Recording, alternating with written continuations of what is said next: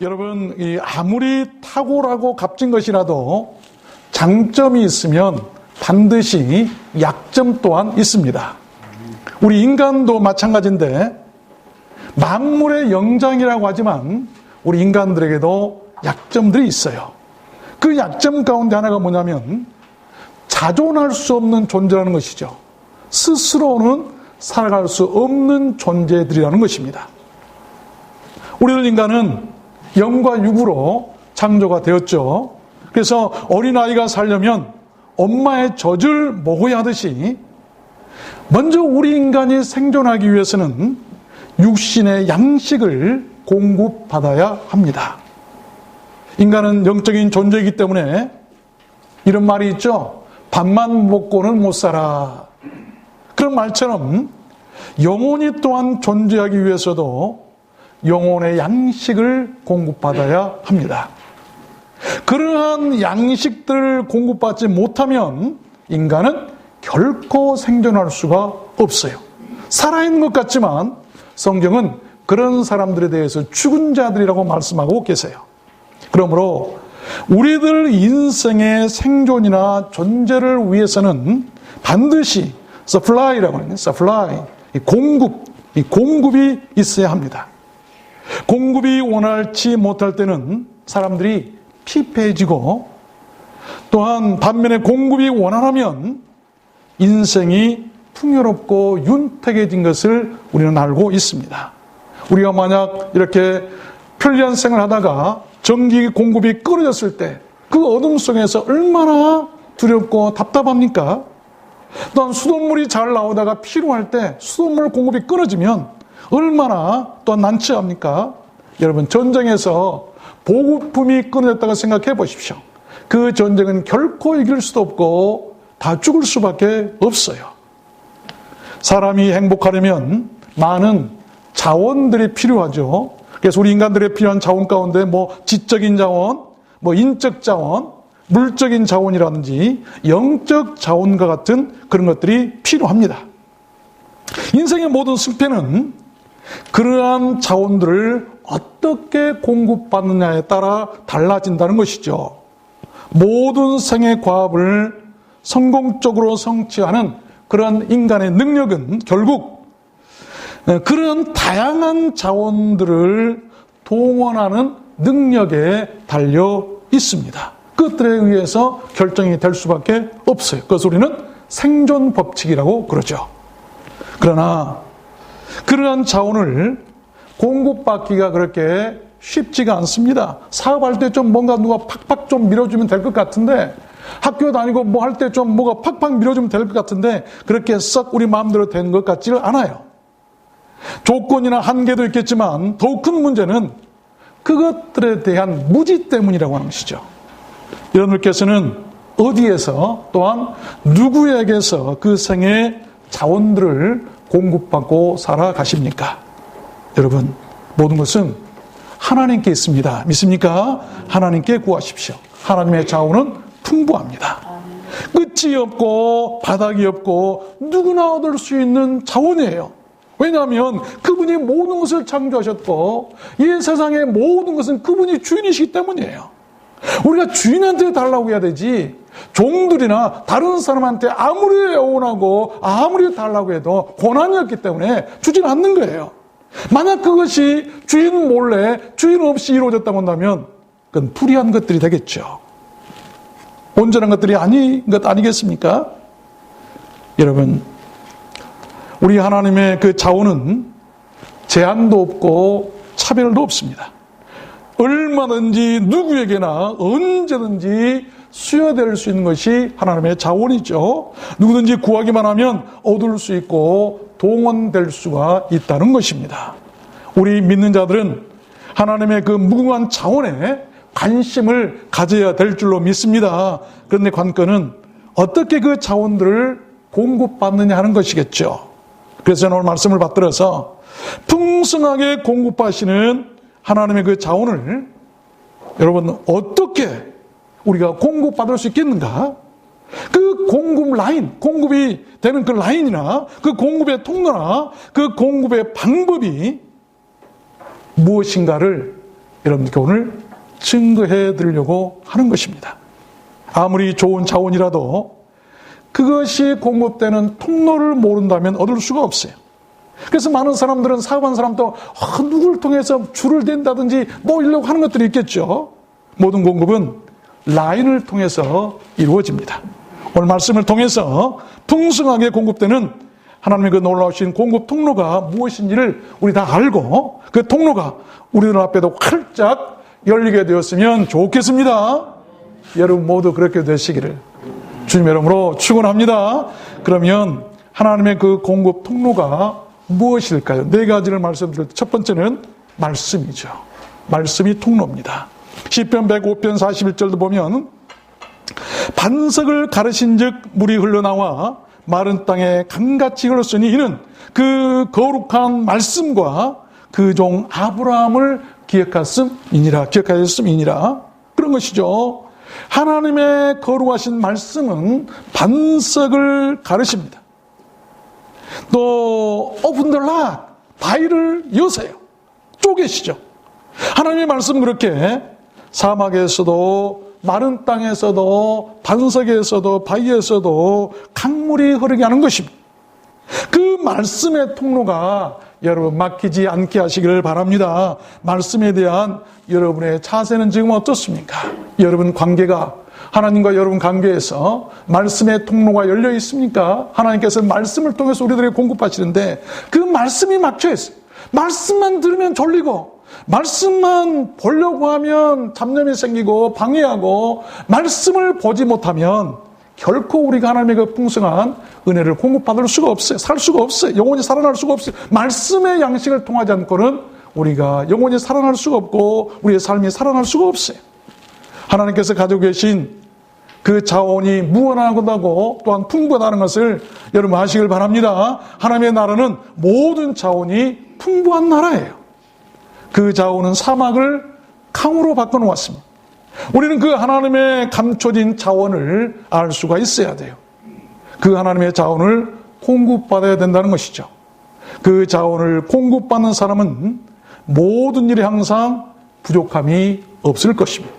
그 자원을 공급받는 통로가 바로 말씀이라는 것이죠. 말씀. 하나님의 말씀은 창조의 능력이 있습니다. 금광과도 같고 보물선과도 같아요. 그 은혜는 캐고 캐도 나오고 건져내고 건져놔도 끝이 없어요. 그런 보물선과 같고 그런 금광과 같은 것이죠. 그 말씀은 없는 것도 있게 하십니다. 하나님께서는 그의 말씀을 그의 자녀들에게 생애 자원으로 주셨어요. 여러분 생애 자원이 무엇입니까? 우리는 그 풍요로운 말씀을 자원으로 해서 살아가야 할 인생들이에요. 말씀을 붙드시길 바랍니다. 그 공급의 통로가 열리면 우리가 감당할 수 없는 은혜를 우리가 공급받게 될 것입니다. 그 공급하심으로 말미암아 여러분 영원히 살고 생명이나 가정, 자녀, 생업, 신앙이나 믿음, 건강까지라도 모두 풍요롭게 되시기를 그런 감사로 넘쳐나게 되시기를 주님의 이름으로 축원합니다. 하나님의 말씀을 얼마나 보고 계시고 하나님의 말씀을 얼마나 듣고 계시고 하나님의 말씀을 얼마나 행하고 계십니까? 말씀을 듣고 지키고 행하는 자들 보고 듣고 지키고 행하는 자들이 복이 있다고 말씀하시지 않습니까? 두 번째입니다. 하나님의 그 공급 통로가 무엇일까요? 두 번째는 이 기도입니다. 기도. 시편 105편 39절부터 보면 여호와께서 구름을 펴사 덮개를 삼으시고 밤에 불로 밝히셨으며 그들이 구한즉 메추라기가 오게 하시며 또 하늘 양식으로 그들을 만족케 하셨도다. 아멘. 그렇습니다. They asked. 그들이 구한즉, they asked. 그들이 구한즉 기도했을 때 메추라기를 오게 하셨고 그들이 구한즉 광야에서도 이 heavenly bread, 하늘 양식, 하늘의 떡, 하늘의 빵을 그들에게 만족하게 하셨다고 성경은 기록하고 있는 것이 구하는 사람들, 기도하는 사람들.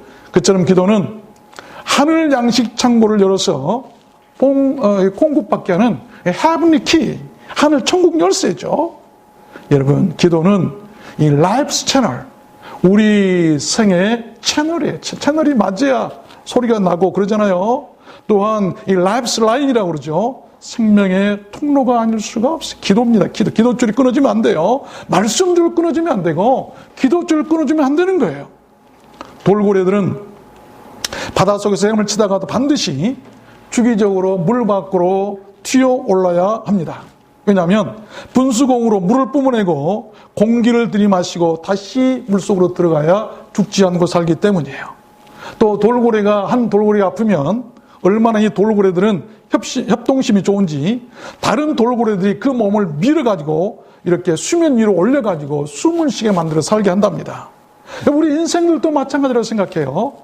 이 바다 같은 세상 속에서 살다가도 수시로 세상 밖으로 나와서 영적인 호흡을 해야 살아요. 그 영적인 호흡을 하는 날이 바로 주일날이고 그 호흡이 바로 예배고 그 예배 중에 기도가 바로 여러분 우리가 숨을 쉬는 것과 같은 우리를 살릴 수 있는 그런 통로라고 하는 것입니다. 그래서 성경은 쉬지 말고 왜 쉬지 말고 기도할까요? 죽지 않으려면 쉬지 않고 숨을 쉬어하는 것처럼 기도해야만이 살 수 있다는 것입니다. 여러분 얼마나 기도하고 계십니까? 하나님 나는 왜 이렇게 영혼이 안 되고 왜 불안하고 답답하고 하나님 잘 안 됩니까? 라고 하시지 말고 하나님 내가 왜 이렇게 기도를 못하고 있습니까? 왜 내가 이렇게 기도가 방해되고 있습니까? 기도하지 못한 것을 회개하고 기도하지 못한 것을 안타까워해야 돼. 기도는 마치 죽어가는 사람에게 공급되는 이 산소 호흡기와 같은 것이죠. 여러분 산소 호흡기를 아무리 갖다 대도 금으로 된 대통령이 쓰는 산소 호흡기란다 할지라도 그 산소통에 산소가 없으면 그에게 산소가 공급되지 않으면 어떻게 될까요? 대통령이라도 죽을 수밖에 없어요. 여러분 미국의 대통령 부부도 코로나 바이러스에 감염됐다고 그러잖아요. 중요한 것은 그를 살릴 수 있는 무언가가 공급돼야 돼요. 특별히 지금은 코로나 바이러스 어려운 때입니다. 어려운 때는 돌고래들처럼 합심해서 그렇게 우리가 기도의 통로를 찾는 우리 두한나 소원교회가 되었으면 좋겠습니다. 그것이 교회예요. 그것이 교회예요. 생명을 주시는 하나님의 그 하늘 창고에서 모든 필요를 공급받아서 모두 같이 살게 되는 그런 일에 힘쓰는 우리들 교회가 되었으면 좋겠습니다. 세 번째입니다. 하나님의 그 공급 통로는 무엇일까요? 세 번째는 이름이죠. 하나님의 이름. 요한복음 14장 13절 말씀 보면 너희가 내 이름으로 무엇을 구하든지 내가 시행하리라 말씀하죠. 내 이름으로 구하면 내가 시행하겠다. 여기 시행한단 말은 무엇이 현실적으로 이루어지고 그 효력이 나타나게 한다라고 한 말입니다. 그렇습니다. 그처럼 우리 주님의 이름은 이 우리의 필요를 whatever 무엇이라도 어떤 것일지라도 구하면 공급받게 하는 생명의 통로고 능력의 통로가 아닐 수 없다고 하는 말씀이죠. 주님 말씀하셨습니다. 너희가 받지 못하면 구하지 않기 때문이고 구하여도 받지 못하면 정욕으로 쓰려고 함이고 그러니 이제는 이렇게 구하라. In my name, 내 이름으로 ask me, 나에게 말하라. 다른 사람에게 하지 말고 마리아도 아니고 ask me, 나에게 말하라. 그리하면 I will do, 내가 일할 것이다. 내가 시행할 것이다. 라고 하는 그런 말씀입니다. 여러분, 다윗이 골리앗을 쓰러뜨릴 때 그는 어린아이였습니다. 그는 물맷돌이나 자기 기술을 의지하기보다 오직 만군의 여호와 그 하나님의 이름을 의지했다고 성경은 기록하고 있습니다. 우리는 작은 아이라고 무시해서는 안 돼요. 그 작은 아이가 한 나라를 살렸고 한 나라를 구했던 것입니다. 다윗이 그의 기술이나 이 물맷돌만을 의지했다면 골리앗에게 감히 승부를 걸 수 없었을 것입니다. 하나님은 어린 다윗의 손에 물맷돌을 들려주시고 던지는 기술도 주셨고 그 마음에 그러나 그 믿음에 그 용기에 무엇보다도 중요한 하나님의 이름을 같이 주셨어요. 여러분들이 많은 기술을 가지고 있고 여러분들이 많은 어떤 그런 자원이 있다는 할지라도 그곳에 하나님의 이름이 같이 하게 하십시오. 그래야만이 골리앗도 이길 수 있고 그래야만이 효과가 나타날 수가 있는 것이죠. 여러분 아십시오. 그리고 믿으시기를 바랍니다. 골리앗은 하나님의 이름을 알지 못했기에 힘이 있는 사람이었지만 그는 실패했고, 그러나 비록 어린 다윗은 비록 어려서 힘이 없었지만 하나님의 이름이 그에게 있었기 때문에 그가 이길 수가 있었습니다. 그 하나님의 이름이 우리들 모든 삶에 막강한 공급의 통로가 되었으면 좋겠습니다. 하나님의 이름이 살아있는 교회, 그것이 바로 건강한 교회이고 신실한 교회예요. 그래서 모든 일에 이김이 있고 풍성하고 부족함이 없는 그런 공급 속에서 살게 되시는 여러분 모두 되시기를 또한 주님 이름으로 축원합니다. 마지막 네 번째입니다. 무엇이 또한 하나님의 그 공급 통로일까요? 마지막 네 번째는 선행, 카인드, 선행입니다. 선행. 잠언 19장 17절 보면 가난한 자를 불쌍히 여기는 것은 여호와께 꾸이는 것이니 그 선행을 갚아주리라. 선행을 갚아주리라. 여기 선행은 이 카인드라고 이 말은 어떤 사람에 대해서 친절하고 마음 씀씀이가 곱고 또 감동을 주고 인정이 많고 관대하고 마음에서 우러나는 다정함을 나타내는 말입니다. 마치 온화한 날씨처럼 그 사람의 얼굴만 보면 온화한 봄날 같은 따스함이 있어요. 또 기분이 좋고 그 사람만 보면 왠지 기분이 좋아져요.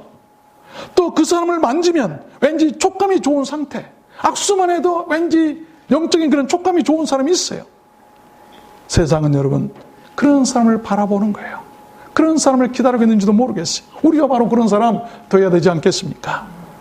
막 출발하려던 기차에 인도의 성자라고 하는 간디가 올라탔어요. 근데 급하게 기차를 타려 했더니 그만 신발 한 짝이 땅에 떨어지고 말았습니다. 죽으려고 했잖아요. 이미 기차는 움직이기 시작했기 때문에 죽을 수가 없었어요. 안타까웠죠. 그러자 이 간디는 재빨리 남은 다른 한 짝 신을 벗어서 떨어진 그 신발에다 던졌습니다. 그 사람들이 의아했어요. 아니 왜 그러십니까? 그랬더니 여보십시오. 어떤 가난한 사람이 신발 한 짝만 줬다고 생각해 보십시오. 아무런 쓸모가 없을 것입니다. 그러나 두 짝을 같이 주면 그 사람이 얼마나 좋아하겠습니까? 그런 거 아니겠어요? 우리 대통령 가운데 오래된 정치적인 편견은 전혀 없습니다. 오해를 하지 마시고 어떤 대통령이 미국 웨스트 포인트 그 육군사관학교에 퍼레이드를 갔어요. 미국이 옛날이죠. 가서 갔어요. 이 동양에서 온 조그만 대통령이 왔는데 그 사람을 위했던 것 같아요. 그리고 끝난 다음에 그 학교 웨스트 포인트 교장이 그 대통령에게 물었답니다. 소원이 무엇입니까? 이곳에 와서 리더십을 한번 발휘해 보십시오. 그랬더니 그 대통령이 학칙을 어겨서 지금 외출이 금지된 학생들에게 사명권을 지금 허락해 주십시오. 그 교장 선생님이 깜짝 놀랐어요. 야, 이 사람 대단한 사람이다. 그래서 바로 교내에다 방송을 했답니다. 그랬더니 식당에서 식사를 하고 있던 260명의 학칙을 위반하고 외출이 금지된 그 웨스트 포인트 그 사관생도들이 환호성을 지르며 그 대통령을 이렇게 연호했다는 것이죠. 그리고 그들이 졸업한 다음에는 앞다투어서 저런 대통령이 있는 나라에는 내가 가서 근무하고 싶다 해가지고 한국에 오고 싶어서 줄을 섰다고 했다는 거예요. 그렇지 않겠어요? 그런데 또 어떤 대통령은 미안합니다. 절대 오해하지 마십시오. 어떤 사람이 신발을 던져서 정치적인 일이죠. 그건 악의가 있는 게 아니에요. 그런데 그 신발 던진 사람 어떻게 했어요? 구속 신청해버립니다. 우리 같으면 어떻게 해야 될까요? 저 같으면 유머스럽게 오히려 그 사람에게 신발을 좋은 신발 한 컬레 사가지고 그 사람한테 보내드렸으면 얼마나 좋아했을까. 다시는 그 사람이 대통령에게 신발 던지는 없었을 것입니다. 이런 것들 우리는 친절, 카인드, 선행이라고 하는 것이죠. 어느 10대 소년이 아버지와 함께 서커스 구경을 갔답니다. 근데 그 앞에 보니까 흑인 가족이 있었는데 8명의 자녀들을 끌고 왔어요. 그 부부가 그래서 손을 잡고 막 떠드는데 가만히 들어보니까 부유한 사람들 아닌 것 같고 어떻게 어렵게 해서 서커스를 보러 왔던 것 같아요. 근데 그 아버지가 이 몇 배수 앞에 딱 갔었는데 갑자기 얼굴빛이 새카매지는 거예요. 너무나 입장료가 비싸서 들어갈 수 없게 됐어요. 그것을 본 뒤에 있던 그 소년의 아버지가 빨리 자기 주머니에서 $20짜리 지폐를 땅에 떨어뜨립니다. 그러면서 그 앞에 있는 흑인 아버지를 툭툭 치면서 이보세요. 방금 당신의 주머니에서 이 집게가 떨어졌습니다. 주워서 그 흑인에게 주는 거예요. 그 흑인은 알았어요. 얼마나 감격해 하면서 당신은 일생에 우리 가족의 가장 큰 선물을 한 사람 잊지 못하겠습니다. 그리고 그 사람은 들어갔어요. 가족들이 좋아서 들어갔어요. 그리고 20달러를 줘버렸기 때문에 그 손님 그 아버지는 들어가지 못하고 집으로 다시 돌아왔어요. 구경을 못하고 훗날 그 소년이 크게 유명한 사람이 되어서 그날을 이렇게 회상하면서 이런 말을 했답니다. 나는 그때 아빠와 함께 집으로 돌아오면서 하나도 서운하지 않았습니다. 그때처럼 뿌듯할 때가 없었고 그때처럼 우리 아빠가 멋져 보일 때가 없었습니다. 나는 그 아빠를 지금도 기억하며 내가 살아왔고 나는 그 아빠의 그 아름다운 친절에 나는 이렇게 훌륭한 사람이 되었습니다라고 고백을 했답니다. 여러분 그런 행위가 의고 그런 것이 신앙이고 그런 것이 바로 good conduct 바로 그런 것들이 좋은 일이고 선행 아니겠습니까? 하나님은 그런 사람들의 행위나 품행, 처신이나 태도, 행동이나 행실을 갚아주시는 것입니다. 신명기 14장에도 보면 객과 고아와 과부들이 와서 배부르게 하라 그리하면 네 하나님 여호와께서 네 손으로 하는 범사에 네게 복을 주시려다. 축복의 통로가 바로 선행이에요. 잠언 22장에 보면 선한 눈을 가진 자는 복을 받으리니 이는 양식을 가난한 자에게 주민이라. 축복의 통로가 선행이라. 히스기야를 잘 알죠? 그가 죽고 못 산다고 했을 때 하나님 벽을 향해서 기도합니다. 나의 선행을 한번 돌아보십시오. 내가 평소에 선한 일 많이 했잖아요. 이 기도서를 듣고 하나님께서는 그 병을 고쳐주시고 15년이나 더 살게 하셨습니다. 우리 교회도 가끔 보면 오실 때 혼자 안 오고 이렇게 차량으로 성도를 태우신 분들 볼 때 그렇게 마음이 기쁠 수가 없어요. 여러분 차량이 없어서 또한 여러 가지 형편상 못 오신 분들을 차량으로 태우는 것도 하나님께 예배드리러 온 사람을 태우는 것처럼 귀중한 일이 어디가 있겠어요? 하나님이 기다리신 그의 백성들을 태우고 온 것처럼 복받을 일이 어디가 있겠어요? 그런 선행이 또한 어디가 있겠습니까? 가장 값진 선행이에요.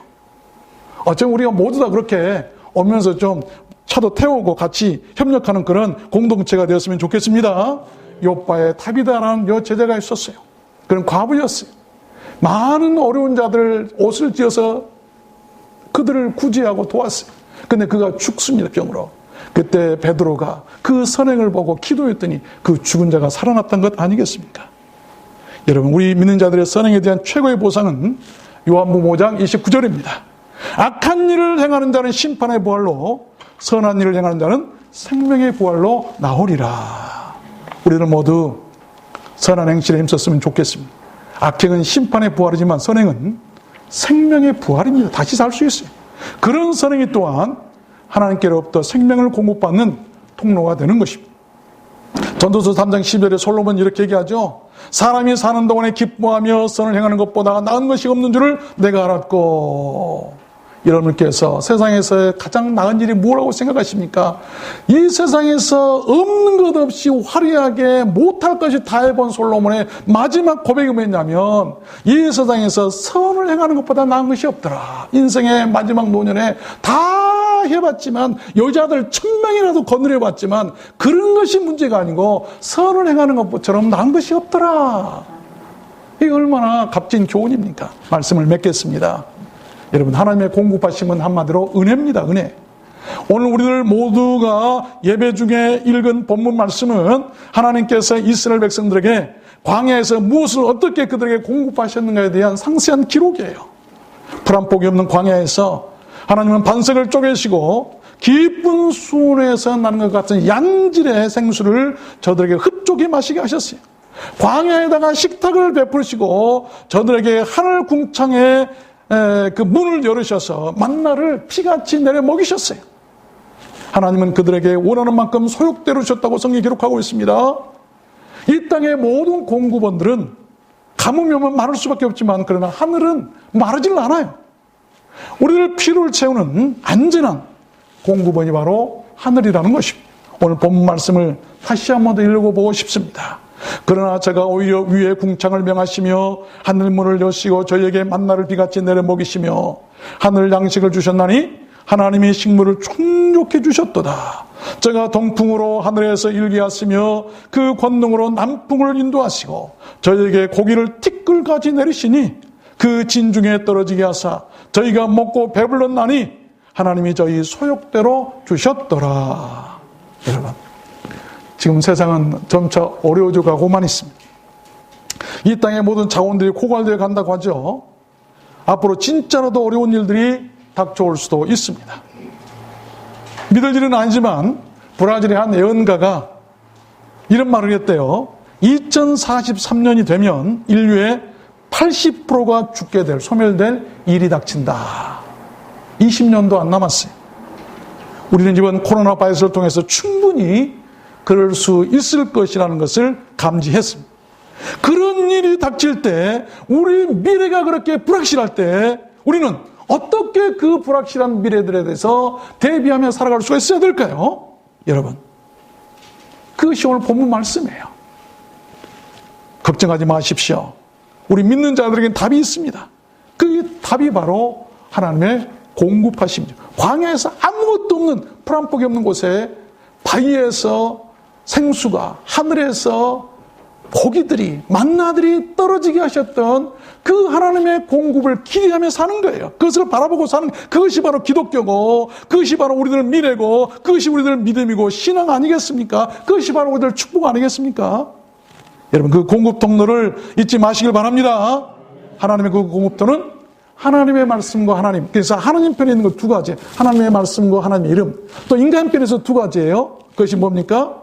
우리들의 기도와 우리들의 선행. 하나님의 말씀과 하나님의 이름, 인간들의 기도와 인간들의 선행, 이것을 통해서 하나님께서는 공급하십니다. 하나님은 홍해를 갈라 건너게 하시고 궁창을 명하셔서 양식을 내리시고 바위를 쪼개서 생수를 내셨습니다. 그 공급 통로를 다시 한 번 더 말씀드리고 있습니다. 꼭 들으십시오. 말씀, 기도, 이름, 선행입니다. 그 네 가지를 붙드시길 바랍니다. 그것이 사는 길입니다. 하나님께서는 끝까지 견디며 인내하는 자들을 사랑하십니다. 교회도 마찬가지예요. 그들을 구원하실 것입니다. 믿음을 잃지 말고 잘 견디시길 바랍니다. 결코 죽지 않고 공급하실 것이고 살려주실 줄로 믿습니다. 그런 하나님의 은혜가 불확실한 이 세대를 살아가는 우리들에게, 또한 우리 특별히 두란노 송교회와 여러분 모두에게 함께 하시기를 주님의 이름으로 간절히 축원합니다. 우리 찬양하도록 하겠습니다. 내일 일은 남몰